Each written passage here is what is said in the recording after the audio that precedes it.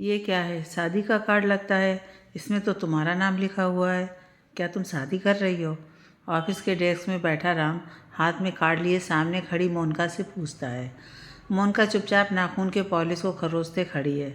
राम को कुछ समझ में नहीं आ रहा है कि कहीं ये कोई मजाक तो नहीं है। वह आश्चर्य से एक नज़र शादी के कार्ड को देखता तो दूसरी नज़र चुपचाप खड़ी मोनिका को। मोनिका की नज़र झुकी हुई है। वह राम से नज़र नहीं मिला पा रही है। मोनिका, तुम मजाक तो नहीं कर रही हो ना? शादी इतना जल्दी? कब, कैसे हो गया? तुमने पहले तो नहीं बताया था कि मुझे तो कुछ समझ में नहीं आ रहा है। तुम कोई मजाक तो नहीं कर रही हो ना? राम हाथ में कार्ड लिए आश्चर्य से बड़बड़ाते हुए मोनिका से कहता है। उसे उम्मीद थी कि जवाब में मोनिका कुछ कहेगी, कुछ तो वजह बताएगी, लेकिन ये क्या, उसने तो कुछ कहा ही नहीं। वह तो चुपचाप बिना कुछ कहे राम के डेस्क से चली गई और बाकी कलीग्स को मुस्कुराते हुए अपने शादी के कार्ड देने लगी। राम कुछ ठीक महसूस नहीं कर रहा है, जैसे कुछ तो गलत हो रहा है जो उसकी सोच के विपरीत है। उसे कुछ चुभ सा रहा है जो उससे सहन नहीं हो रहा है। अचानक से यूं मोनिका के शादी के कार्ड को देखकर उसे अजीब लग रहा है। शायद उसे बुरा भी लग रहा है, क्योंकि मोनिका ने इससे पहले शादी के बारे में उसे कुछ बताया ही नहीं था, जबकि दोनों रोज़ काफ़ी समय एक दूसरे के साथ बिताते थे। दोनों एक अच्छे दोस्त हैं और उन दोनों की दोस्ती भी काफ़ी लंबी है, काफ़ी जमता है दोनों के बीच। 3 साल पहले मिले थे इस कंपनी में और तब से दोनों के बीच दोस्ती का सिलसिला शुरू हुआ था, लेकिन कभी शादी को लेकर कोई बात नहीं हुई। यूँ तो मोनिका सुबह से लेकर शाम तक के किस्से राम को सुनाती रहती है। उसे तो मोनिका की सहेलियों के मंगेतर तक के नाम पता हैं। दुनिया भर की बातें होती हैं, गपशप होता है, दोनों साथ कॉफ़ी वक्त बिताते हैं, साथ घूमने जाते हैं, मूवी देखते हैं, शॉपिंग करते हैं। लेकिन शादी जैसे अहम विषय को मोनिका ने पर्दे पे क्यों रखा, जिसे राम पचा नहीं पा रहा था। राम दिन भर उदास ही रहा। जब से मोनिका की शादी की बात सुना है, तब से वह बेमन सा कंप्यूटर की स्क्रीन को देखते हुए बैठा है। रह रह के दिमाग से मोनिका का ख्याल आ रहे हैं। वह मन ही मन कुछ सोच रहा है। ऐसे कैसे हो सकता है? मोनिका इतनी जल्दी कैसे शादी कर सकती है? कल शाम को तो साथ ही निकले थे ऑफिस से, तब तो उसने कुछ नहीं बताया, लेकिन अब अचानक से शादी का कार्ड थमा दिया। ऐसा भी भला कोई करता है क्या? हम तो पक्के वाले दोस्त हैं। फिर मोनिका ने मुझसे अपनी शादी की बात क्यों छुपा कर रखा? हालांकि राम अकेला नहीं है जो मोनिका की शादी को लेकर हैरान है या चकित है। ऑफिस के और लोगों को भी झटका लगा है, क्योंकि सबको यही लगता था कि राम और मोनिका एक दूसरे को पसंद करते हैं। दोनों के बीच दोस्ती से बढ़कर कुछ और भी है, जबकि राम और मोनिका के बीच तो सिर्फ दोस्ती का ही रिश्ता है। दोनों ने कभी दोस्ती के रिश्ते को किसी और मुकाम तक लेकर जाने का सोचा ही नहीं, या फिर समझ ही नहीं पाए कि वो दोस्त से बढ़कर भी कुछ और हैं। अक्सर ऐसा ही होता है, जो हम समझ रहे होते हैं वो असल में कुछ और ही होता है, हमारे सोच से परे। राम उदास है। उसे यूँ मोनिका की शादी के फैसले से आपत्ति है। वह नहीं चाहता कि मोनिका की शादी हो। उसे समझ में नहीं आ रहा है कि आखिर मोनिका शादी क्यों करना चाहती है। पहले तो कभी उसने शादी के बारे में बातें नहीं किया, फिर अब अचानक से कैसे? अंधेरे रास्ते में राम सोचते विचारते हुए चल रहा है। रात हो चुकी है, अंधेरे ने अपना पहरा बिछा दिया है। शायद राम और मोनिका की दोस्ती के बीच भी अंधेरा हो गया है और दोनों अलग अलग राह पे चल पड़े हैं। मोनिका के बिना तो उससे कुछ होता ही नहीं है। उसकी ऐसी आदत लगी है कि वह उससे बात ना करे तो उसे सुकून नहीं मिलता है। उसकी नींद पूरी नहीं होती है, उसे भूख नहीं लगती है। ऐसे में मोनिका की शादी को लेकर वह बहुत परेशान हो गया है, जैसे वह बहुत हारा हुआ महसूस कर रहा है। कुछ खोने का खौफ उसके चेहरे से साफ झलक रहा है। उससे रहा नहीं जा रहा है। उसने तय किया कि मोनिका से अभी बात करेगा और पूछेगा कि तुमने मुझे क्यों नहीं बताया।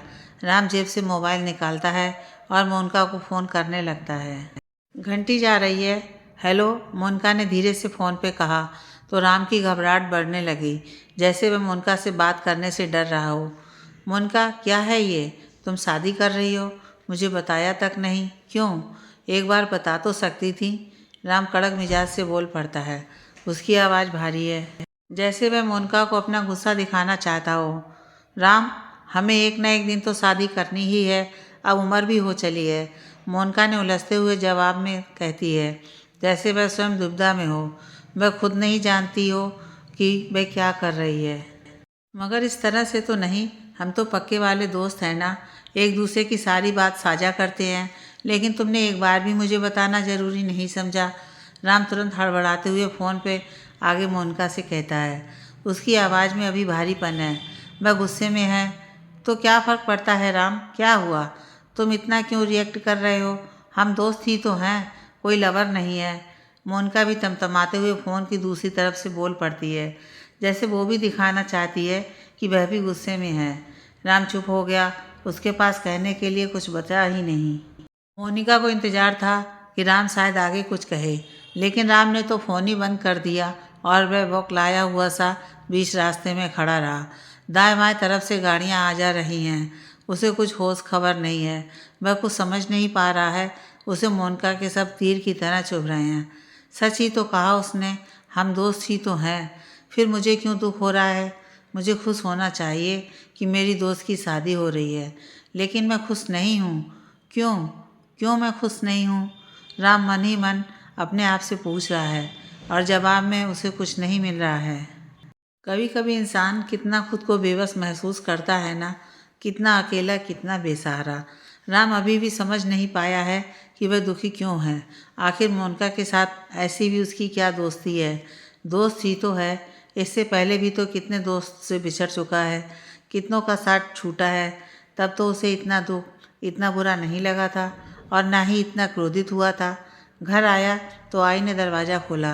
राम ने शराब पिया हुआ था। वह लड़खड़ाते हुए फ्लैट के अंदर आया। आई को आश्चर्य हुआ, लेकिन उन्होंने पूछना ज़रूरी नहीं समझा, क्योंकि वह तो बस नौकर की हैसियत से राम के फ्लैट में रहती हैं। राम हॉल के सोफे पर पड़ गया। ताई कुछ देर खड़ी राम को देखती रहीं, फिर वो राम के पास गईं और उसका जूता उतारने लगीं। राम मोनिका मोनिका पुकार रहा था। मुझे मत छोड़कर जाओ मोनिका, मुझे छोड़कर मत जाओ। ताई राम को चादर उड़ाकर चली जाती हैं। सुबह होती है। घंटियों की आवाज़ से राम की आंख खुलती है। सुबह के 7 बज चुके थे। ये समय राम के एक्सरसाइज का होता है, मगर आज वह सोता ही रहा। सर भारी हो रहा था। इससे पहले कि वह अंगड़ाई लेता कि तभी उसे मोनिका के ख्याल ने फिर हताशे में डाल दिया। जिस ख्वाब को भुलाकर वह सोने की कोशिश किया था, सुबह की किरणों ने सबसे पहले उसी पे रोशनी फेर दिया। तभी ताई चाय की कप लिए आईं। वह साधारण भाव से चाय का कप टेबल पर रखती हैं, मगर राम तो ज्यों का त्यों बैठा था। बेटा, नाश्ते में क्या खाओगे? क्या बना दें? ताई ने प्यार भरी मुस्कान के साथ राम से पूछा। मगर राम तो कहीं और ही खोया हुआ था। उसे कहाँ किसी की खबर थी। बेटा राम, राम साहेब, ताई ने दोबारा जोर देकर राम को पुकारा। तब जाकर राम को होश आया। क्या हुआ ताई, आपने कुछ कहा? राम हड़बड़ाते हुए बोल पड़ता है। ताई उसे संदेह भाव से देख रही हैं, शायद राम को समझने की कोशिश कर रही हैं। राम बेटा, वो नाश्ते में क्या बना दें? ताई ने धीरे से सकचाते हुए कहा। उन्हें डर भी था कि कहीं राम गुस्सा ना हो जाए। कुछ भी बना दो। ठीक है, राम ने हड़बड़ाते हुए फिर से जवाब में कहा। वह अजीब तरह का बर्ताव कर रहा था। नहीं तो इससे पहले नाश्ते के लिए हजारों नाम गिना चुका होता कि मोनिका को ये पसंद है, उसे वो पसंद है। ताई बिना कुछ कहे चली गईं। ऑफिस में कुछ कलीग्स आपस में मोनिका और राम के बारे में ही गपशप कर रहे थे। तभी मोनिका आई। सब हड़बड़ा से गए और अपने अपने डेस्क पर बैठ गए। मोनिका समझ चुकी थी कि सब उसी के बारे में बातें करते होंगे। मोनिका ने एक नज़र राम के डेस्क की तरफ भी घुमाया। वह नहीं आया था। मोनिका का चेहरा उतर गया। वह अपने डेस्क पे जाकर बैठ गई। तभी किसी को कहते हुए उसने सुना कि राम की तबीयत ठीक नहीं है, वह छुट्टी पे है। मोनिका का दिल जोर से धड़क उठा। उसके मन में अजीबो ख्याल आने लगे। वह परेशान सी होने लगी। क्या हुआ होगा राम को? कहीं कल की बात से उसे बुरा तो नहीं लगा होगा, या कहीं उसने कुछ कर तो नहीं लिया? मोनिका मन ही मन सोच रही थी। उससे रहा नहीं जा रहा था और उसने राम को फ़ोन लगा दिया। 2 घंटी बजते ही राम ने फ़ोन कट कर दिया। मोनिका ने फिर फ़ोन लगाया। राम ने फिर कट कर दिया। मोनिका को अजीब लग रहा था। उसने फिर फ़ोन लगाया और इस बार राम कॉल रिसीव करते हुए चिल्ला पड़ता है। तुम दोबारा मुझे मत करना, समझ गई? मतलबी इंसान। राम ने कॉल कट कर दिया। मोनिका तो चकित रह गई। ये राम था जो उसे मतलबी कह रहा था। क्यों? मोनिका के घर में शादी की तैयारियां शुरू हो गई हैं। दीवारों पर पोताई का काम चालू कर दिया गया है। मोनिका के पिताजी टेंट, खाने पीने और बैंड बाजा वालों को एडवांस बुकिंग कर रहे हैं, जैसे वह आज ही पूरा काम पूरा कर लेना चाहते हों। और मम्मी जी तो जेवरात के डिज़ाइन चुनने में व्यस्त हैं। वह फ़ोन पे अपने किसी रिश्तेदार से बातें करके बता रही हैं और उनसे सलाह वगैरह ले रही हैं कि कौन सा डिज़ाइन का हार लें कि झुमके। तभी मोनिका उतरा हुआ चेहरा लेकर घर के अंदर आई। देखा तो सब व्यस्त हैं उसकी शादी की तैयारियों को लेकर। किसी का उस पर ध्यान गया ही नहीं। वह थकी हुई नज़र आ रही है, जैसे किसी चीज़ को लेकर परेशान हो।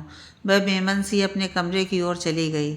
मम्मी किसी बात को लेकर ठहाके मारकर हंसने लगती हैं। मोनिका कमरे में आई तो उसके दोनों छोटे भाई उसके बिस्तर पर पड़े मोबाइल देख रहे थे। मोनिका को चिड़चिड़ाहट सी हुई।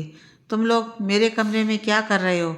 अभी के अभी निकलो, मोनिका ने लगभग चिल्लाते हुए कहा, जिसकी आवाज़ हाल में बैठे बाकी सभी लोगों को भी सुनाई दे गई। दीदी, हमारे कमरे में तो पुताई का काम चालू है, इसलिए हम आपके कमरे में आए हैं। मोनिका के छोटे भाई टोनी ने मोबाइल में से नज़र हटाते हुए मोनिका से कहा, और वैसे भी आप तो शादी करके जाने ही वाली हो, फिर तो ये कमरा हमारा ही होगा ना। इससे पहले मोनिका कुछ और कहती कि टोनी की बात को पूरा करते हुए छोटा भाई गोलू बोल पड़ा। हालांकि उसने तो मजाक में ही कहा होगा, लेकिन मोनिका के दिल में तीर की तरह चुभ गया। उसे बुरा लग रहा था, उसे रोना आने लगा। तभी मम्मी आ गईं। क्या हुआ मोनिका, तुम रो क्यों रही हो? बताओ ना, क्या किया इन दोनों ने? मम्मी मोनिका को सिसकते हुए देखा तो घबराते हुए पूछ पड़ी। दोनों भाई टोनू गोलू भी डर से गए। मम्मी, क्या शादी के बाद ये घर मेरा नहीं होगा? ये दोनों अभी से मुझे पराया कहने लगे हैं। कहते हैं कि मेरे जाने के बाद ये कमरा इनका हो जाएगा। मोनिका सिसकते हिचकते हुए कहती है। तब तक में पिताजी आ जाते हैं। मम्मी घबरा जाती हैं कि अब क्या होगा। अरे मोनिका, वो तो बच्चे हैं, मजाक कर रहे हैं। ये घर तो हमेशा तुम्हारा ही रहेगा, मम्मी मोनिका को बहलाते हुए कहती हैं। लेकिन पिताजी का गुस्सा बढ़ जाता है और वो दोनों भाई को एक एक तमाचा मार देते हैं। अपनी बड़ी बहन से ऐसे बात करते हैं, यही सिखाया है हमने। हाँ बोलो, यही सीखा है तुम दोनों ने? तमीज़ भूल गए हो, किससे कैसी बात करनी चाहिए? पिताजी चिल्लाते हुए दोनों बच्चों से कहते हैं। दोनों भाई सिसकने लगते हैं। हालांकि पिताजी को इतने गुस्सा होने की ज़रूरत नहीं थी। शायद वो किसी और की भड़ास को बच्चों पर उतारना उचित समझा होगा। मोनिका को हैरानी होती है कि पापा को इतना गुस्सा आ जाएगा उसने सोचा भी नहीं होगा, लेकिन उसकी वजह से बच्चों को मार खानी पड़ी। मम्मी चुपचाप परेशान सी खड़ी मोनिका का हाथ पकड़े रही हैं। वह आगे कुछ ना बोल सकी। वह जानती थी कि जब पतिदेव को गुस्सा आता है तो वो किसी की नहीं सुनते हैं, और आज तो सुबह से ही बात बात पर भड़क रहे हैं। अगर ऐसे में वो कुछ बोलेंगी तो बात ही बढ़ेगी। लेकिन मोनिका को बहुत बुरा महसूस हो रहा था। उसका दिल कर रहा था कि ज़मीन फट जाए और वह उसमें समा जाए। वह इतनी बुरी कैसे हो सकती है? कैसे अपने भाई की बातों को दिल से ले लिया, और जबकि वह इस घर से जाने ही वाली है। तो फिर क्यों? हो क्या गया उसे? बेवजह इतनी चिड़चिड़ी सी क्यों हो गई है? उधर राम से झगड़ा करके बैठी है और इधर घर पे भी शुरू कर दिया। मोनिका मन ही मन सोच रही है। कमरे में अंधेरा पसरा हुआ है।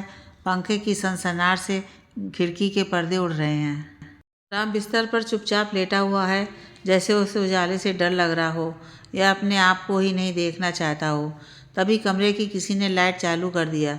राम की आंख अपने आप रोशनी पड़ते ही मुड़ने लगती हैं। उसके चेहरे पर आंसू बहे हुए हैं। वह जल्दी से पहुंचता है, मगर सामने खड़ी ताई देख लेती हैं। बेटा राम, तबीयत ठीक है ना?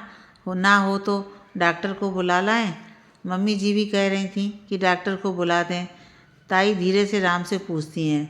वह सुबह से कमरे में ही पड़ा है, ना कुछ खाया है और ना ही पिया है। नहीं ताई, मैं ठीक हूँ, और मम्मी से भी कहना कि मुझे कुछ नहीं हुआ है, बस कुछ दिक्कतें हैं इसलिए थोड़ा परेशान हूँ। राम दुखी भाव से दीवार पर टंगी एक पेंटिंग को देखते हुए कहता है। पेंटिंग में एक राही किसी अनजान व्यक्ति से रास्ता पूछ रहा है।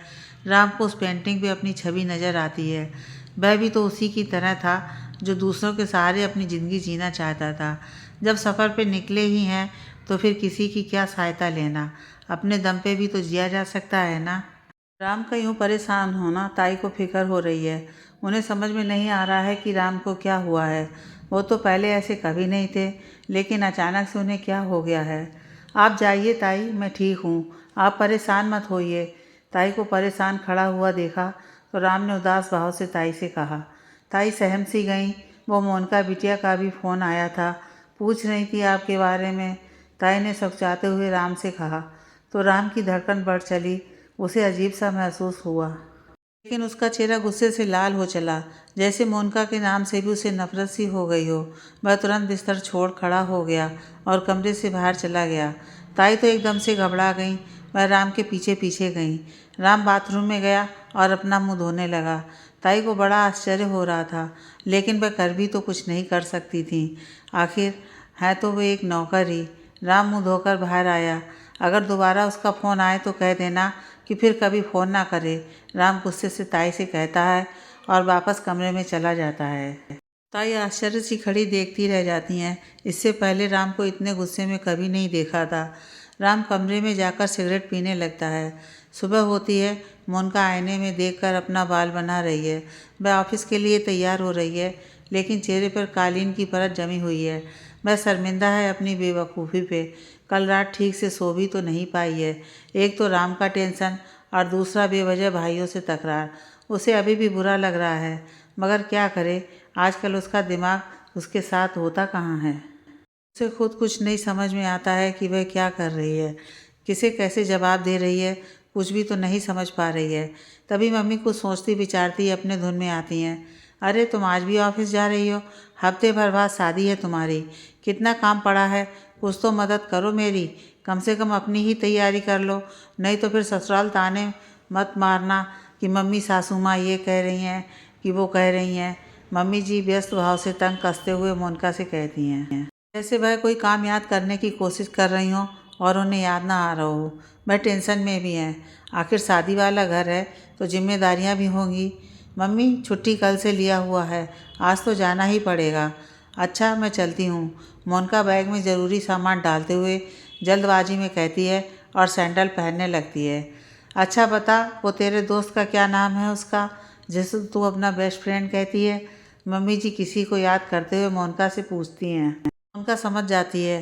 राम। मोनिका धीरे से बिना मम्मी की तरफ देखे हुए कहती है, अरे हाँ राम, बहुत अच्छा लड़का है।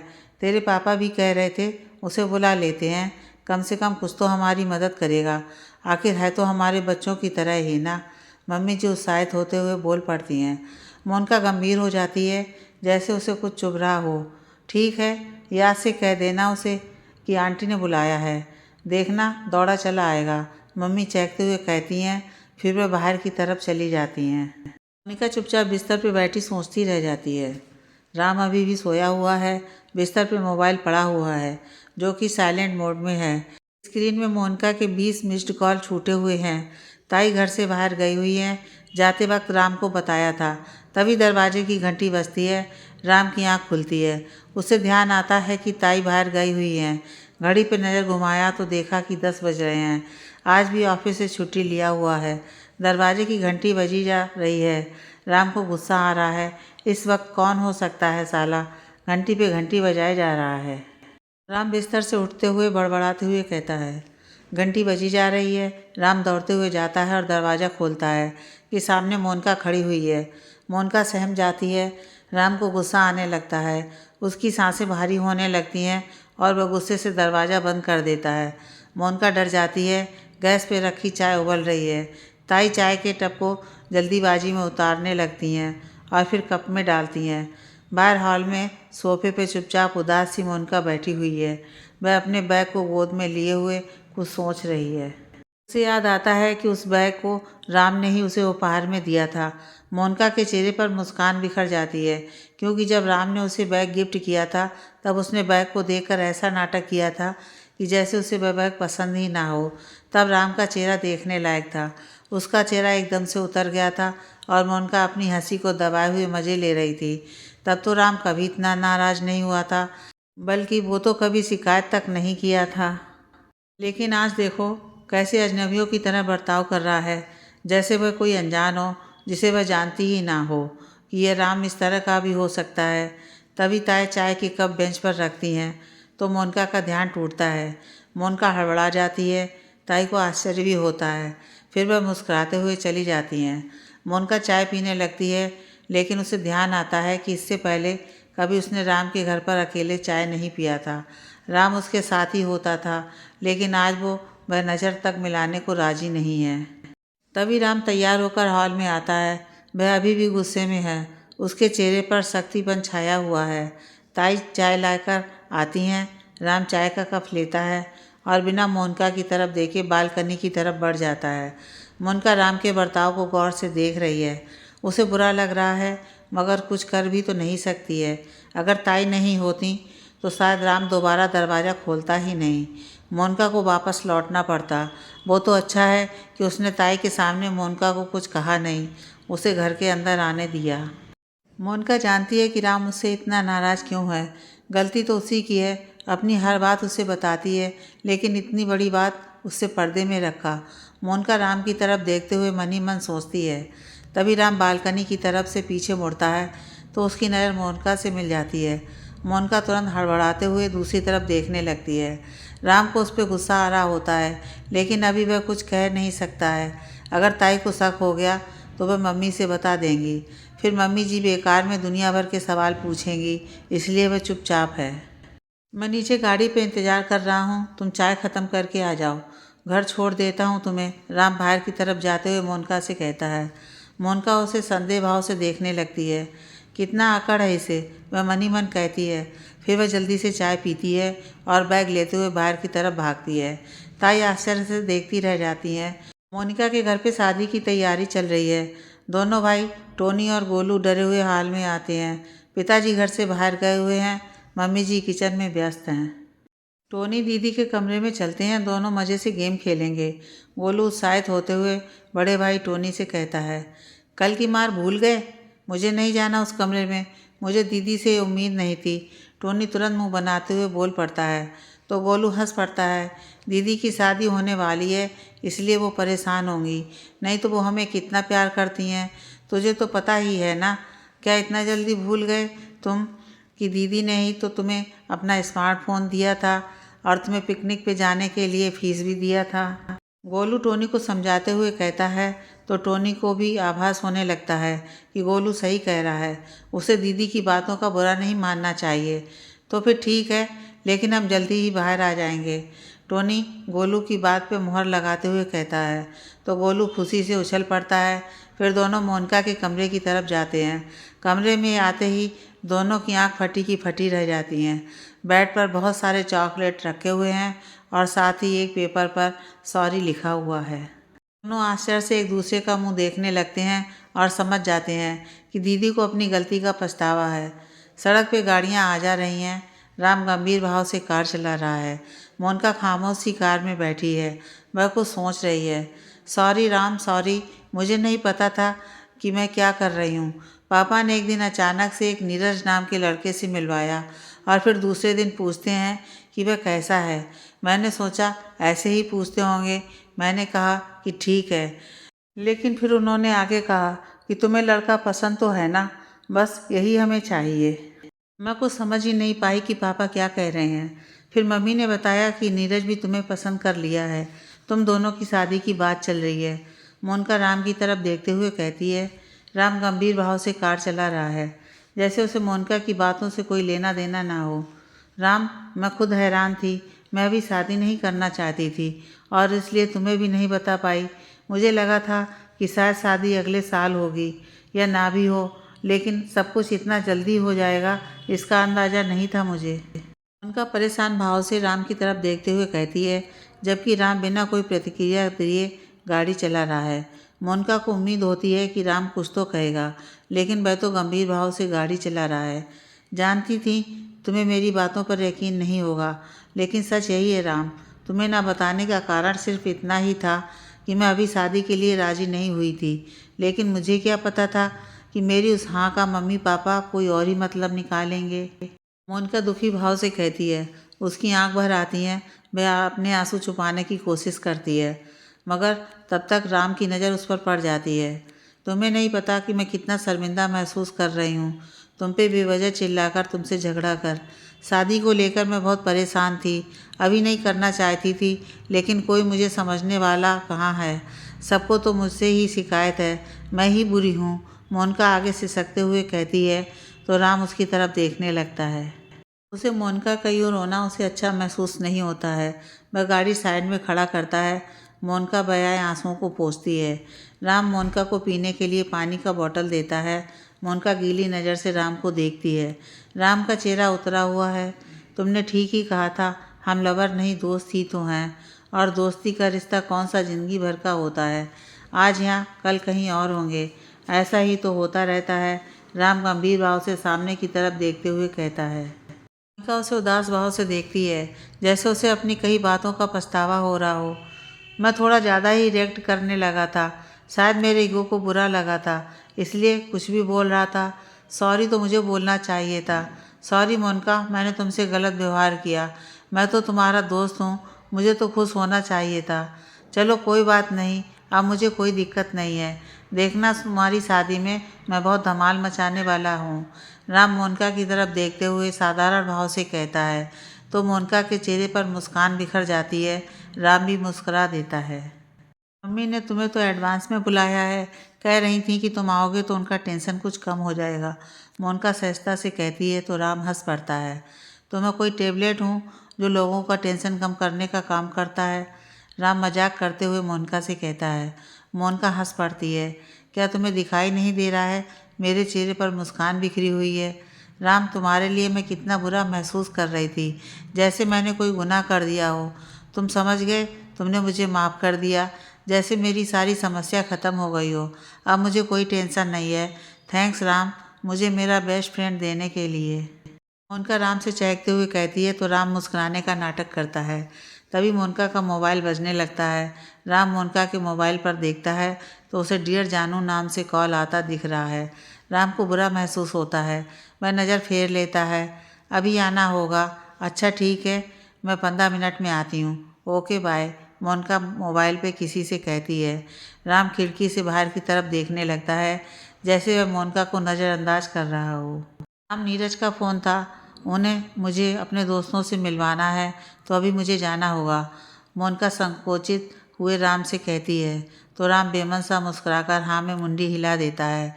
मोनिका कार का गेट खोलने लगती है। मोनिका रुको, कहाँ जाना है? मैं छोड़ देता हूँ, राम मोनिका से हड़बड़ी में कहता है। तो मोनिका मुस्कुरा देती है। नहीं राम, नीरज पास के ही एक कॉफ़ी शॉप में है, मैं चली जाती हूँ।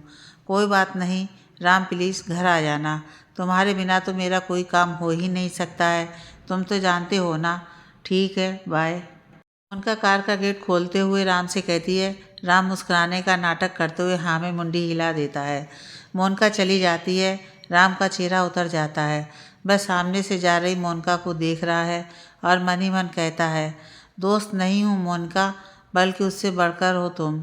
प्यार करता हूँ तुम्हें, बस कभी दोस्ती से आगे कह नहीं पाया। नाराज़ था तुमसे, दुख हुआ था मुझे, संभाल नहीं पा रहा था, लेकिन अब समझ गया हूँ कि तुम मुझसे प्यार नहीं करती हो। तुम्हारी शादी होते हुए नहीं देख पाऊँगा मैं, लेकिन फिर तुम्हारी दोस्ती के खातिर इस जहर को भी हंसकर पी लूँगा।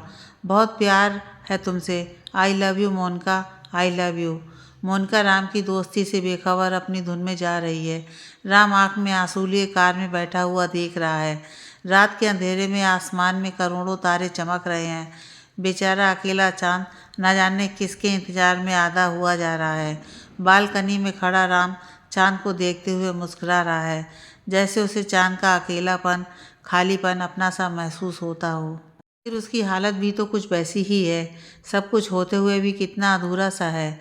राम मोबाइल पे मोनिका के साथ खिंचाई तस्वीर को देख रहा है। दोनों कहीं से भी तो दोस्त नहीं लग रहे हैं, और कितनी ही ऐसी तस्वीरें हैं जिनमें दोनों किसी मंगेतर से कम नहीं लग रहे हैं। अगर दोस्ती का पर्दा ना होता तो क्या कोई बता सकता था कि वे दोनों एक दूसरे के लिए नहीं बने हैं? तो फिर मोनिका को क्यों नहीं दिखाई दिया? क्या उसने मेरे बारे में कभी नहीं सोचा होगा? क्या वो मुझे सिर्फ दोस्त ही समझती है? क्या उसे मेरा प्यार कभी नहीं भांपा होगा? तस्वीर को देखते हुए मन ही मन अपने आप से पूछता है।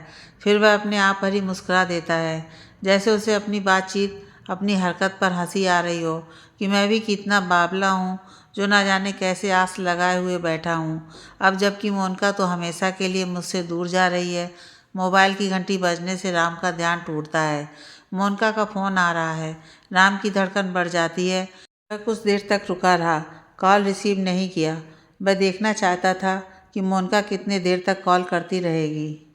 फ़ोन कट हो गया। राम को उम्मीद थी कि मोनिका दोबारा फ़ोन करेगी, लेकिन नहीं, वह गलत था। मोनिका ने फिर दोबारा फ़ोन नहीं किया। राम को बुरा लग रहा था। ऐसा ही तो होता है, जब हमारे मन का नहीं होता है तो हमें कुछ चुभने लगता है, ख़ास तौर पर तब जब जिनसे ज़्यादा उम्मीदें हों। वाह मोनिका, एक बार दोबारा कॉल कर लेती, लेकिन अब तो तुम्हें मेरे लिए समय ही कहाँ होगा। तुम तो मुझे छोड़कर जा ही रही हो। क्या फ़र्क पड़ेगा तुम्हें कि मैं कैसे जीऊँगा तुम्हारे बिना। राम मोबाइल पे मोनिका का फ़ोटो देखते हुए कहता है। तभी मोनिका का मैसेज आता है कि कल मॉल में 11 बजे आ जाना प्लीज़। राम मुस्कुरा देता है और फिर अपने आप में कहता है, तो इसलिए कॉल कर रही थी तुम। फिर वह मुस्कुराते हुए बालकनी से अंदर की तरफ जाने लगता है। दूसरे दिन मॉल में लोगों का आना जाना लगा हुआ है। मोनिका मॉल के बाहर खड़ी किसी को फ़ोन लगा रही है। कहाँ हो तुम? मैं कब से फ़ोन लगा रही हूँ।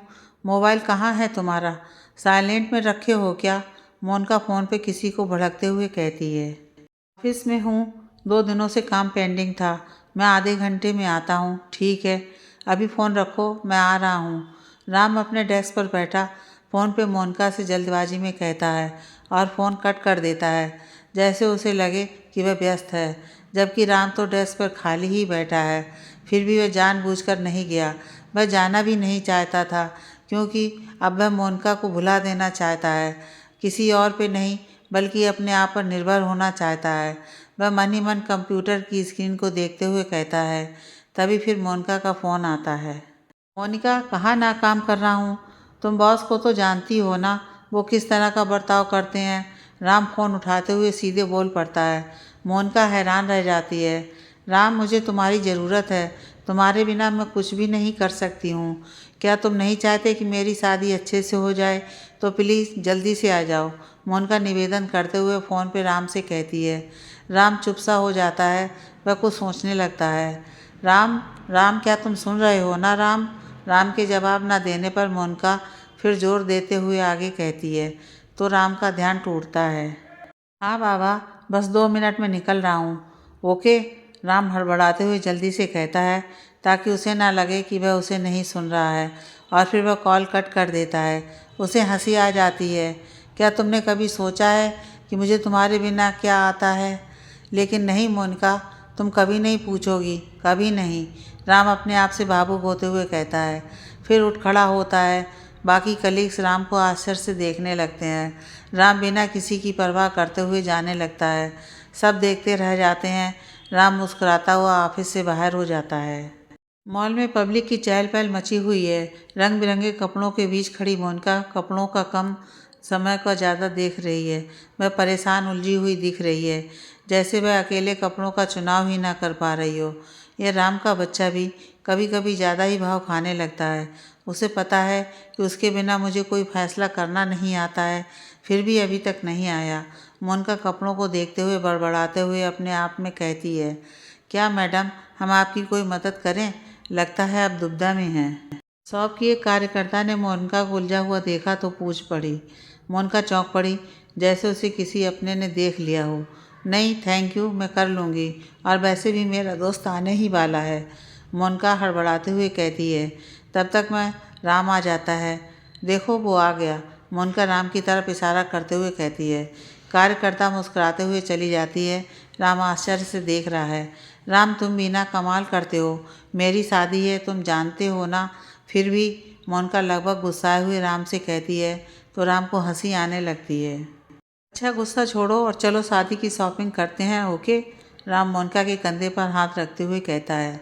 फिर उसे लेकर चलने लगता है। मोनिका हंस पड़ती है। देखना, जब दूर चली जाऊंगी तब तुम्हें पता चलेगा कि एक पगली दोस्त भी थी तुम्हारी, मोनिका राम का हाथ थामे मजाक करते हुए कहती है। राम का चेहरा उतर जाता है। एक ड्रेस को देखकर मोनिका खिलखिला उठती है और उसकी तरफ किसी छोटे बच्चे की तरह भागती है। राम उसे खिलखिलाता हुआ मुस्कुराता हुआ देख रहा है।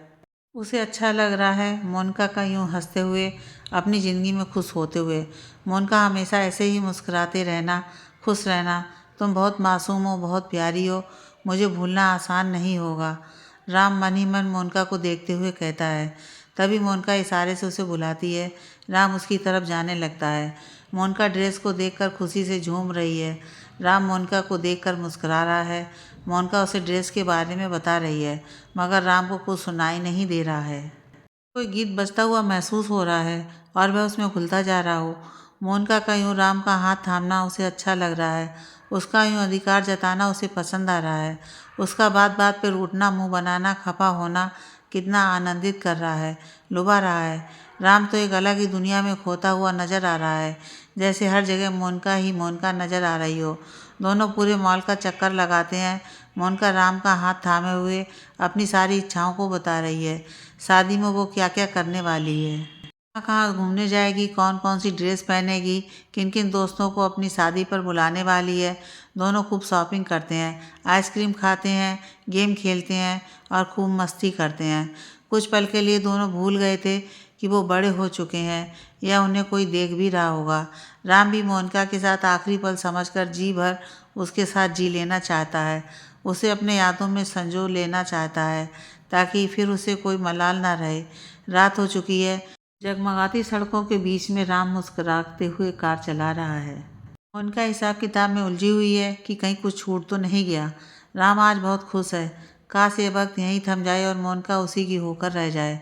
राम चलाते हुए मन ही मन कहता है, लेकिन हकीकत तो यह है कि मोनिका किसी और की होने वाली है और वह उसी की शादी की तैयारियों में लगा हुआ है।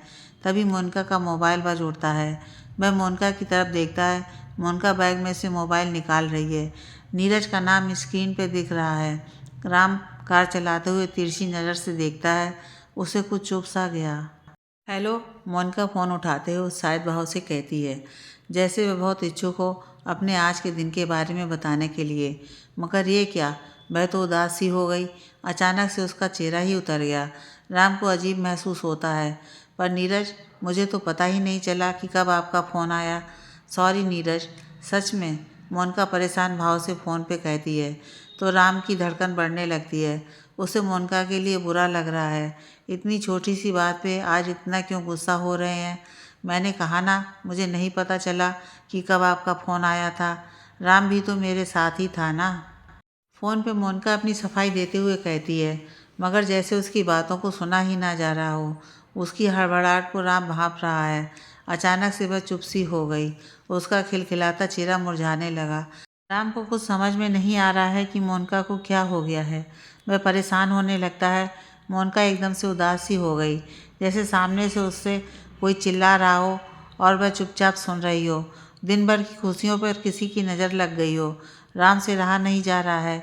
वह कार घुमाते हुए मोनिका के घर के सामने खड़ा करता है। वह कार से उतरकर बिना कुछ कहे दौड़ते हुए अंदर चली जाती है। राम को आश्चर्य महसूस होता है कि मोनिका को अचानक से क्या हो गया है और वह बिना कुछ कहे क्यों चली गई। क्या कहा होगा नीरज ने, जो कि मोनिका इतनी दुखी हो गई है। कितनी खुश थी अभी, और अभी देखो कैसा रुला दिया है। बच्ची है वो, क्या नीरज उसे समझ पाएगा? क्या उसने सही इंसान का चुनाव किया है? कहीं मोनिका को जीवन भर रुलाता तो नहीं रहेगा। राम परेशान होते हुए मन ही मन मोनिका के बारे में सोच रहा है। मगर वह कर भी क्या सकता है, आखिर उसका मोनिका पे अधिकार ही क्या है। लेकिन उससे रहा नहीं जा रहा है।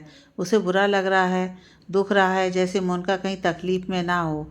वह मोनिका की आंख में आंसू नहीं देख सकता है। उससे सहन नहीं हो रहा है। पगली कहीं की, कोई ऐसे भी रोता है भला? छोटी मोटी बातें तो होती ही रहती हैं, ऐसे दिल से नहीं लगाते हैं, समझी? मोनिका की मम्मी बिस्तर पर पड़ी सिसक रही मोनिका को बहलाते हुए कहती हैं। मोनिका तकिए में मुंह छुपाए हुए रो रही है। मोनिका, बस भी करो। नीरज क्या सोचता होगा? तुम दोनों की शादी होने वाली है और इस तरह से नाराज़ हो जाओगी तो कैसे चलेगा? बताओ भला। मोनिका को सिसकता देख मम्मी जी आगे समझाते हुए कहती हैं। मगर मोनिका तो कोई जवाब ही नहीं दे रही है, जैसे उसने अभी किसी से कोई बात ना करने का मन बना रखा हो। मम्मी जी को अजीब लगता है कि आखिर ऐसा भी क्या बात हो गई जो कि ये चुप होने का नाम नहीं ले रही है। मम्मी जी को कुछ समझ में नहीं आ रहा है कि वे क्या करें। उन्हें फिक्र होने लगती है कि कहीं नीरज भी तो नाराज़ नहीं है। 2 दिन बाद शादी है और ऊपर से ये सब।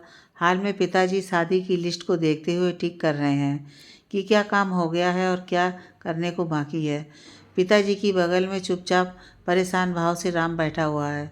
उसे मोनिका की फिक्र हो रही है। उसकी बेचैनी और बढ़ती जा रही है कि अब तक मोनिका की मम्मी भी मोनिका के कमरे से नहीं आई हैं। ज़रूर कोई बात होगी, लेकिन क्या?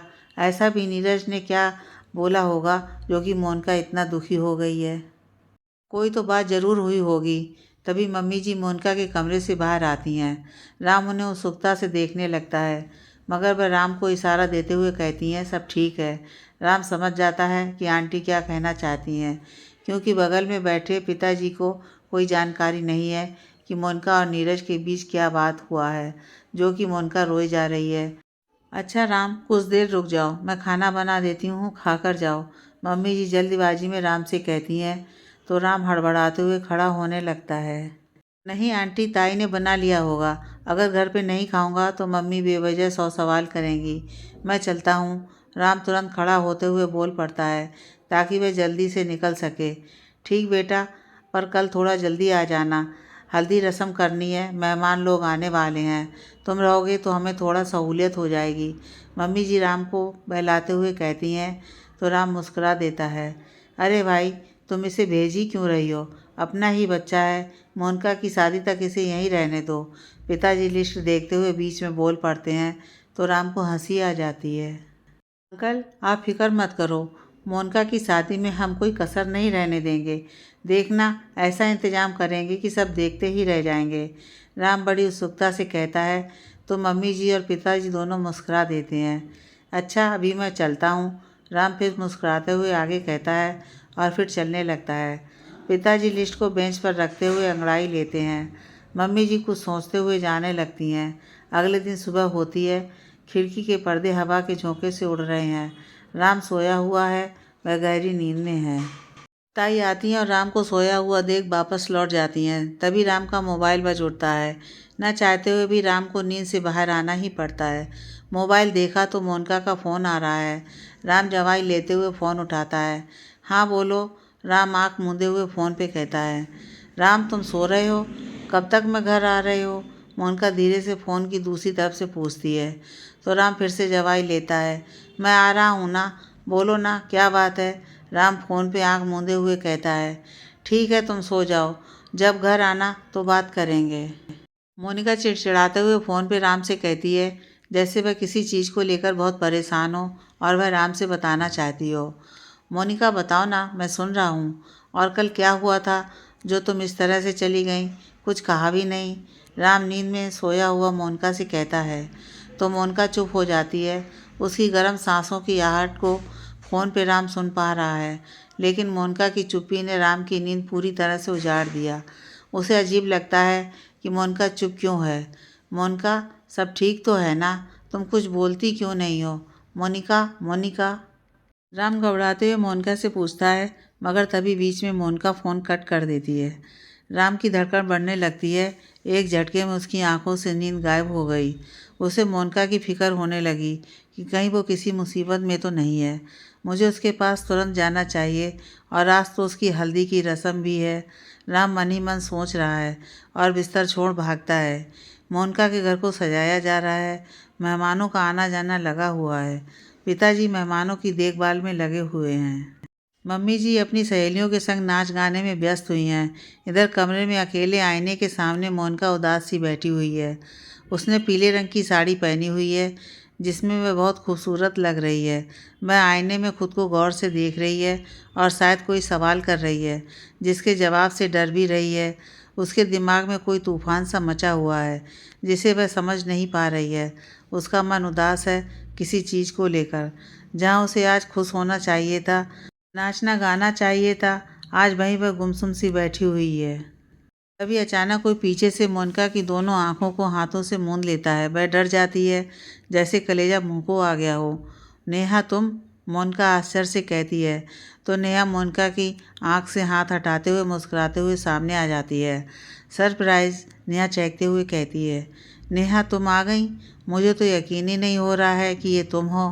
कितनी सुंदर दिखती हो। मोनिका नेहा को देखते हुए उत्साहित होते हुए कहती है। तो नेहा हंस पड़ती है।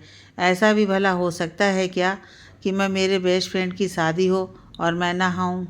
नेहा मोनिका से गले लगते हुए कहती है। तो मोनिका नेहा को कसकर बाहों में भरती है। Thank you Neha, thank you very much कि तुम मेरी शादी में आ गई हो। मुझे तो बिल्कुल भी उम्मीद नहीं थी। मोनिका खुशी जाहिर करते हुए नेहा को गले से लगाए हुए कहती है तो नेहा मुस्कुरा देती है। अच्छा, कुछ अपने होने वाले पति देव के बारे में भी तो बता, कैसे हैं वो? फ़ोन वोन तो चलता ही होगा ना? नेहा मज़ा लेते हुए मोनिका से पूछ पड़ती है। तो मोनिका उदास सी होने लगती है, लेकिन वह चेहरे पर मुस्कान बनाए रहती है ताकि नेहा को कोई संदेह ना हो। आज आने वाले हैं, खुद ही मिल लेना, मोनिका मुस्कुराते हुए जवाब में कहती है। तो नेहा मुस्कुरा देती है। तभी मम्मी जी व्यस्तता में डूबी हुई कुछ बड़बड़ाते हुए आती हैं। अरे नेहा, तुम कब आई? मम्मी जी नेहा को देखते हुए आश्चर्य से पूछती हैं और फिर मुस्कुरा देती हैं। बस अभी आई हूँ आंटी, नेहा जवाब में मुस्कुराते हुए कहती है। अच्छा ठीक है, और अपनी दोस्त का मूड भी ठीक कर दो, कल से मुंह फुलाए हुए बैठी हुई है। मम्मी जी व्यस्त भाव से बोल पड़ती हैं। तो मोनिका आंख दिखाती है। मम्मी। मोनिका बीच में बोल पड़ती है। मम्मी जी समझ जाती हैं कि उन्हें इस विषय में कुछ नहीं कहना। नेहा को संदेह होता है। अच्छा ये सब छोड़, तेरा दोस्त अभी तक नहीं आया? ज़रा उसको फ़ोन लगा कर जल्दी बुला। तेरे पापा जी से अकेले मेहमान नहीं संभाले जा रहे हैं। मम्मी जी जल्दबाजी में मोनिका से कहती हैं और फिर बाहर की तरफ जाने लगती हैं। मोनिका के चेहरे का भाव बदलने लगता है। नेहा को उस पर संदेह होता है। घर के बाहर राम सजावट वालों को बता रहा है कि हाँ भाई ये ठीक है। हाँ अभी बढ़िया है, आ जाओ नीचे ज़रा संभल कर, अब लग रहा है कि कोई शादी वाला घर है। राम मेन गेट के ऊपर शादी का पोस्टर डिजाइन किया हुआ लगवाते हुए एक आदमी से कहता है। तभी एक कार घर के सामने आकर रुकती है। राम उसे आश्चर्य से देखता है। कार में से नीरज सूट बूट काला चश्मा पहने हुए उतरता है। राम उसे देखता रह जाता है। मोनिका के पिताजी हाथ जोड़े हुए अंदर से बाहर की तरफ आते हैं। आइए आइए, पधारो बेटा, स्वागत है आप सभी का मेरे घर में। आइए, नमस्कार नमस्कार। पिताजी हाथ जोड़े हुए नीरज और उसके परिवार वालों से कहते हैं। जवाब में वे सभी मुस्कुरा देते हैं। राम उन्हें घूरते हुए देख रहा है। तो ये है मेरी जान का हमसफ़र, तो फिर मुझ में क्या बुराई थी? राम उन्हें अंदर जाता हुआ देखकर मन ही मन कह रहा है। मोनिका आईने के सामने बैठी कान पे झुमके पहन रही है और नेहा उसका मेकअप करने में मदद कर रही है। तो राम अभी भी तेरा दोस्त ही है? मुझे तो कुछ ठीक नहीं लग रहा है, नेहा मोनिका के माथे पर बिंदी ठीक करते हुए संदेह भाव से कहती है। इसमें ठीक न लगने वाली बात कौन सी है? दोस्त ही तो है वो मेरा, उसके जैसा शायद ही कोई होगा। मोनिका आईने में अपने आप को देखते हुए कहती है, जैसे खुद को समझा रही हो। तो नेहा उसके आईने में देख मुस्कुरा देती है। बड़ी अजीब सी बात है, उसके जैसा कोई है भी नहीं और उसे छोड़कर जा भी रही हो। नेहा गंभीर भाव से मोनिका से आईने में आंख मिलाते हुए कहती है। तो मोनिका नज़र फेर लेती है। क्या हुआ मोनिका, तुमने नज़र क्यों फेर लिया? कहीं तुम कुछ गलत तो नहीं कर रही हो? नेहा मोनिका के सामने आते हुए संदेह भाव से कहती है। तो मोनिका गुस्से से उठ खड़ी होती है। नेहा प्लीज़, तुम इन सब बेकार की बातों में अपना दिमाग मत चलाओ, ओके? मोनिका गुस्से से बोल पड़ती है। तो नेहा असहज सी हो जाती है। उसे मोनिका के बर्ताव पे शक होता है। सॉरी नेहा, मेरा मतलब वो नहीं था। हल्दी है आज मेरी और 2 दिन बाद शादी। थोड़ा परेशान हूँ मैं, समझ में नहीं आ रहा है कि किस चीज़ से परेशान हूँ। कुछ है जो मुझे अंदर ही अंदर परेशान सा कर रहा है। मोनिका परेशान भाव से नेहा से कहती है। नेहा उसे समझने की कोशिश कर रही है। तभी राम कमरे में आता है। दोनों उसे आश्चर्य से देखने लगते हैं। मोनिका चलो, तुम्हें सब बुला रहे हैं, राम जल्दीबाजी से मोनिका से कहता है। तो मोनिका उसे एकटक देखने लगती है, जैसे उसे राम से कुछ कहना हो। ये क्या मोनिका, तुम्हें कितनी बार कहा है कि माथे पर बिंदी लगाया करो, तुम पर बहुत जचती है, राम मोनिका के पास आते हुए कहता है और फिर बिंदी का पत्ता लेकर उसके माथे पर लगा देता है। नेहा आश्चर्य से देखती रह जाती है और मोनिका राम को अजीब नज़र से देख रही है। उसकी धड़कन बढ़ने लगती है। अब ठीक है, देखना सबके होश उड़ जाएंगे।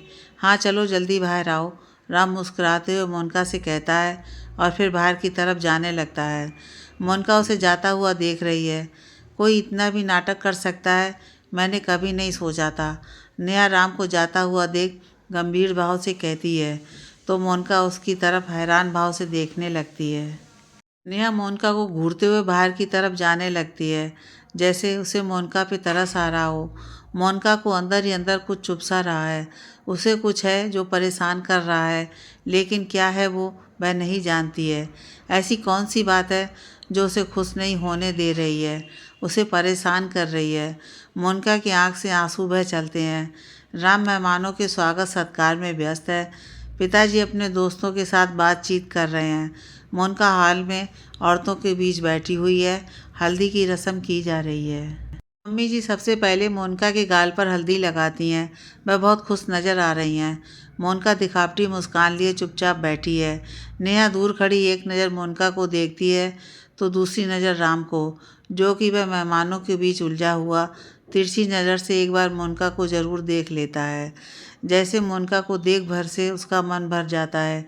नेहा को बड़ा अजीब लग रहा है, लेकिन वह जानती है कि राम की क्या मजबूरी हो सकती होगी। नीरज सोफे पर अपने परिवार वालों के साथ मुस्कुराता हुआ बैठा है। वह नेहा को गौर से देख रहा है, जबकि नेहा नीरज की तरफ एक बार भी नहीं देखा। और यही बात नीरज पचा नहीं पा रहा है। उसे बुरा लग रहा है कि जिसके लिए वह आया है वहीं उसे नज़र तक नहीं मिला पा रहा है। तभी कुछ औरतें ढोलक बजाने लगती हैं और नाचने गाने लगती हैं। सभी के चेहरे पर उत्साह और मुस्कान बिखर जाती है। एक औरत मोनिका की मम्मी और पापा को साथ पकड़ कर लाती है और दोनों को नाचने के लिए कहती है। पिताजी आज बहुत खुश हैं। वह अपनी पत्नी का हाथ पकड़कर खुशी से नाचने लगते हैं, जिसे देख मोनिका को भी हंसी आ जाती है और वह चकित भी है कि इससे पहले पापा मम्मी को कभी साथ नाचते हुए नहीं देखा। दोनों भाई भी अपने अपने अंदाज में पैर हाथ चलाते हुए नाच पड़ते हैं। पूरा घर नाच गाने से गूंजने लगता है। राम पीछे खड़ा देख मुस्करा रहा है। फिर एक लड़की नीरज को जोर ज़बरदस्ती से पकड़ लाती है और उसे नाचने को कहती है। नीरज शर्माता है, लेकिन फिर मोनिका को देखकर नाचने लगता है। एक दूसरी लड़की मोनिका को भी लेकर आती है। वह मना कर रही होती है। जोर जबरन करने पर वह भी नीरज के साथ नाचने लगी है, लेकिन वह खुश नहीं है, सिर्फ खुश होने का नाटक कर रही है। उसके दिमाग में तो कुछ और ही चल रहा है। दूर सबसे पीछे खड़ा राम देख रहा है। उसे यूँ मोनिका का नीरज के साथ नाचना अच्छा नहीं लग रहा है। उसे बुरा महसूस हो रहा है। तभी मोनिका की नज़र राम पे पड़ती है। राम मुस्कुराने लगता है और उसे दूर से ही ऑल द बेस्ट का इशारा देता है। मोनिका चाहकर भी मुस्कुरा नहीं पाती है। तभी नाचते हुए नीरज मोनिका का हाथ पकड़ लेता है। वह हड़बड़ा सी जाती है। नीरज को आश्चर्य महसूस होता है कि मोनिका उससे घबरा क्यों रही है। राम को नीरज की हरकत पे गुस्सा आता है, लेकिन वह कुछ कर नहीं सकता। नीरज गुस्से से मोनिका का हाथ पकड़े हुए राम की तरफ देखता है तो राम तुरंत हड़बड़ाते हुए नज़र फेर लेता है। नीरज को संदेह होता है और मोनिका परेशान सी खड़ी है। अरे जीजू, अभी तो मेरे दोस्त का हाथ छोड़ दीजिए, फिर तो शादी के बाद आप ही पकड़ने वाले हो। नेहा मजाक करते हुए नीरज से कहती है तो वह मोनिका का हाथ छोड़ देता है। मोनिका के चेहरे के भाव बदल जाते हैं। वह नीरज से नज़र नहीं मिला पा रही है। नेहा दोनों के बीच के टीस को भांप रही है। ले जाइए अपनी दोस्त को, शादी के बाद कोई भी हाथ छुड़ा नहीं पाएगा मुझसे, कोई भी नहीं, ना आप और ना ही कोई और। नीरज सख्त भाव से मोनिका की तरफ देखते हुए कहता है और फिर मुस्कुरा देता है। कोई बात नहीं जीजू, अभी शादी होने में वक्त है, तब तक के लिए मुझे मेरी दोस्त दे दीजिए, थैंक्स। नेहा तुरंत मजाक करते हुए बोल पड़ती है और फिर मुस्कुरा देती है। नीरज भी मुस्कुरा देता है। मोनिका चुपचाप नज़र झुकाए हुए खड़ी है, जैसे वह इन सबका हिस्सा ही ना हो और उसे अपनी शादी से कोई फर्क ना पड़ रहा हो। राम दूर खड़ा सब आश्चर्य से देख रहा है। नेहा मोनिका का हाथ पकड़कर अपने साथ ले जाती है। नीरज संदेह भाव से खड़ा मुस्कुरा रहा है और फिर नाचने लगता है। नेहा मोनिका का हाथ पकड़े हुए अपने साथ कोने में लाती है। नेहा बहुत गुस्से में है। मोनिका उदास सी परेशान है। मोनिका, क्या कर रही है तू? तुझे पता भी है तूने क्या किया है? नेहा सख्तीपन से पूछती है। मोनिका परेशान सी खड़ी है, जैसे कुछ समझना चाह रही हो। तू एक बात बता मुझे, तू अपनी मर्जी से शादी कर रही है ना, या कोई दबाव में आकर तो नहीं हाँ कर दिया? क्योंकि तेरी हरकतों से कुछ तो गड़बड़ ज़रूर है। नेहा आगे सख्तीपन से पूछती है तो मोनिका उसकी तरफ हैरत से देखने लगती है। मोनिका, तुझे पता नहीं है गलत इंसान से शादी हो जाने के बाद ज़िंदगी कैसी हो जाती है। मुझे देख, आज तक पछता रही हूँ, तू वो गलती मत कर। नेहा उदास होते हुए कहती है तो मोनिका उसे हैरानी से देखती रह जाती है। अभी भी वक्त है, तू सोच ले क्या करना है तुझे। नेहा आगे हिदायत देते हुए कहती है तो मोनिका को गुस्सा आ जाता है, जैसे उसे नेहा की बात फिजूल लग रही हो। नेहा बस करो, मुझे शादी से कोई दिक्कत नहीं है। वो तो कल नीरज ने कुछ गलत बोल दिया था, इसलिए परेशान हूँ, थोड़ा डर सी गई हूँ। लेकिन इसका मतलब ये नहीं कि मैं अपनी शादी से खुश नहीं हूँ। और तुम क्या सोचकर अनुमान लगा रही हो? पता भी है नीरज कौन है और क्या करता है? उसका खुद का बिजनेस है, अपनी मेहनत से बनाया है, पढ़ा लिखा है, गाड़ी है, बंगला है, सब कुछ तो है उसके पास। तो फिर मैं क्यों खुश नहीं होऊंगी? तुम ही बताओ, मोनिका भड़कते हुए नेहा से कहती है। तो नेहा उसे आश्चर्य से देखती रह जाती है। फिर मोनिका वहाँ से नेहा को घूरते हुए जाने लगती है। नेहा हैरान सी खड़ी देखती रह जाती है, जैसे उसे मोनिका की बातों पर यकीन ही ना हो रहा हो। नीरज सोफे पर बैठा मोबाइल देख रहा है। मेहमान नाचने गाने में लगे हुए हैं। नीरज मोबाइल पे कुछ टाइप कर रहा है, जैसे किसी से चैटिंग कर रहा हो। उसके चेहरे के भाव से पता चल रहा है कि वह गुस्से में है। तभी मोनिका आती है और नीरज के बगल में बैठ जाती है। नीरज अचानक से मोनिका को देखकर हड़बड़ा जाता है, जैसे वह कुछ गलत कर रहा हो। मोनिका को अजीब महसूस होता है। आप ठीक तो है ना? मोनिका संदेह भाव से पूछती है। हाँ ठीक हूँ, वो थोड़ा दोस्त का मैसेज देख रहा था तो ऐसे ही चैटिंग। नीरज जल्दबाजी में हड़बड़ाते हुए जवाब में कहता है। तो मोनिका को आश्चर्य सा महसूस होता है। कल के लिए सॉरी, वो मुझे गुस्सा बहुत जल्दी आ जाता है, मैं पागल सा होने लगता हूँ। पर तुम फिक्र मत करो, मैं कोशिश करता हूँ कि गुस्सा ना करूँ। नीरज सकचाते हुए मोनिका से कहता है। तो वह मुस्कुरा देती है। मुझे भी आपको बताकर जाना चाहिए था, गलती तो मेरी भी है, उसके लिए सॉरी। मोनिका भी सकचाते हुए आगे बोल पड़ती है। तो नीरज को हंसी आ जाती है। वह भी मुस्कुरा देती है। यह अच्छा है, अपनी अपनी गलतियों के लिए माफ़ी मांग लिए, नहीं तो कितना कुछ दिमाग में चलता रहता और हम निगेटिविटी का शिकार होते रहते हैं। नीरज सामान्य भाव से मोनिका से कहता है। तो वह मुस्कुरा देती है। दूर खड़ी नेहा आश्चर्य से देख रही है। कुछ औरतें आपस में बातचीत कर रही हैं। वे राम को लगन से काम करता देख आपस में बातें कर रही हैं। तभी मोनिका की मम्मी जी रानू उनके बीच आती हैं। रानू बहन, ये लड़का कौन है जो इतना काम कर रहा है? एक औरत रानू जी यानी मोनिका की मम्मी से पूछ पड़ती है। राम है ये, बहुत ही प्यारा बच्चा है, मोनिका का दोस्त है। हमने उससे एक बार ही कहा होगा कि हमारी मदद करना, और देखो कितने अपनेपन से मेहमानों की देखभाल कर रहा है। मम्मी जी राम की तरफ देखते हुए कहती हैं। उनके चेहरे पर मुस्कान बरकरार है। ये तो बहुत ही सभ्य लड़का है, दिखता है, और कितने अच्छे से काम कर रहा है। नहीं तो आज के समय में अपने भी मुंह छुपा लेते हैं। एक दूसरी औरत राम की तरफ देखते हुए बोल पड़ती है।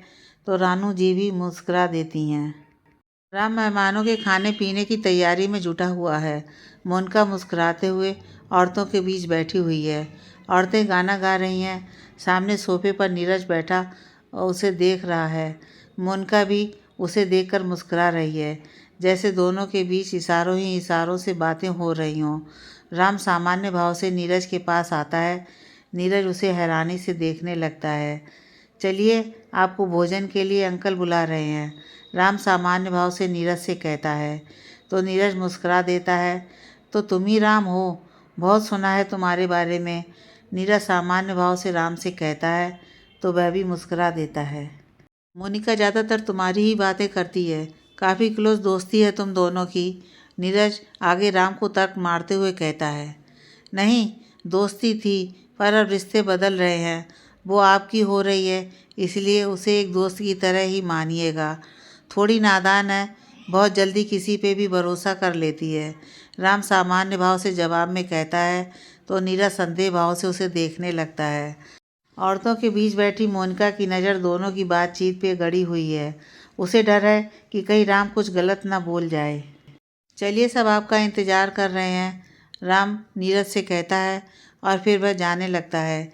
नीरज उसे घूरते हुए देख रहा है। मोनिका को फिक्र होने लगती है कि दोनों के बीच क्या बातचीत हुई होगी। शाम हो चुकी है, आसमान में बदली छाई हुई है, जिस वजह से एक भी सितारा आज चमक नहीं रहा है। ऐसा लग रहा है जैसे बारिश होने वाली हो, मगर हो नहीं रही है। राम अपने घर से बालकनी में उदास सा खड़ा कुछ सोच रहा है। उसे नहीं पता कि वह क्या कर रहा है, क्यों मोनिका के करीब जा रहा है। जबकि उसे पता है कि वह अब उसकी नहीं हो सकती है। फिर भी उसे देखते ही वह सब कुछ कुर्बान करने को तैयार हो जाता है। अगर वह खुश है तो मैं भी खुश हूँ, राम मन ही मन सोच रहा है। अपने आप से सवाल कर रहा है, मगर जवाब तो दिल कुछ और ही चाहता है। तभी मोनिका का फ़ोन आता है। राम फ़ोन नहीं उठाता है, मोबाइल बजता रहता है और फिर बंद हो जाता है। राम को भारीपन महसूस होता है। अभी उसका मन नहीं है किसी से भी बात करने का। मोनिका फिर दोबारा फ़ोन करती है। इस बार ना चाहते हुए भी राम फ़ोन उठा लेता है। राम फ़ोन क्यों नहीं उठा रहे हो और बिना किसी को कुछ बताए चले क्यों आए? सभी लोग पूछ रहे थे तुम्हारे बारे में। मोनिका फ़ोन पर अधिकार जताते हुए राम से कहती है। तो उसे चिड़चिड़ाहट सा महसूस होता है। उसे गुस्सा आने लगता है। मोनिका, इस वक्त तुम्हें मुझसे नहीं, अपने होने वाले पति से बात करनी चाहिए, समझ गई? ये तुम्हारे लिए और मेरे लिए भी अच्छा ही होगा। राम कड़क मिजाज से बोल पड़ता है और फ़ोन बंद कर देता है। मोनिका दंग रह जाती है कि ये राम क्या बोल गया, क्या कह दिया उसने। वह सोच में पड़ जाती है। राम के कहे शब्द उसे चुभने लगते हैं। वह दोबारा फ़ोन करके पूछना चाहती है कि आखिर वह इतने गुस्से में क्यों है, लेकिन उसकी हिम्मत नहीं होती है। राम बालकनी में खड़ा लंबी लंबी सांस ले रहा है। उसका दिल ज़ोर ज़ोर से धड़क रहा है, जैसे बहुत कुछ उससे कहना चाहता हो, कुछ पूछना चाहता हो, लेकिन वह कह नहीं पा रहा है।